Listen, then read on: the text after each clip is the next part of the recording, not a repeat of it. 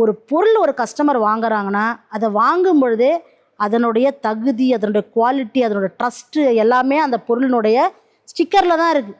சரிங்களா? நம்ம வந்து ஒரு ஒரு தைலம் வாங்குறோம் அப்படின்னா அந்த தைலம் வாங்கும்போதே ஒரு ஆசையாக இருக்கணும். ஏன்னா அந்த ஸ்டிக்கர்லேயே அதனுடைய எல்லா விஷயமும் இருக்குது. ஸோ அந்த மாதிரி ஒரு இடியாப்ப கடை விற்கிறவருடைய இது பார்த்திங்கன்னா எதுவுமே இல்லை, சும்மா அவர் கொடுத்துட்டாரு அப்படின்னா அது எப்படி ஓடும்? அதுவே அவங்களுடைய பேக்கேஜிங்கே சூப்பராக இருந்ததுன்னா தொடர்ந்து 10 காம்படிஷனில் பேக்கேஜிங் நல்லா இருக்கிற கடையில் எல்லாருக்கும் குவாலிட்டி இருக்குது, இவங்களது பேக்கேஜும் நல்லா இருக்குன்னு அந்த கடைக்கு போயிடுவாங்க. அதனால் லேபிள் ரொம்ப முக்கியம். அடுத்தது சேல்ஸ் அண்ட் மார்க்கெட்டிங் தான்.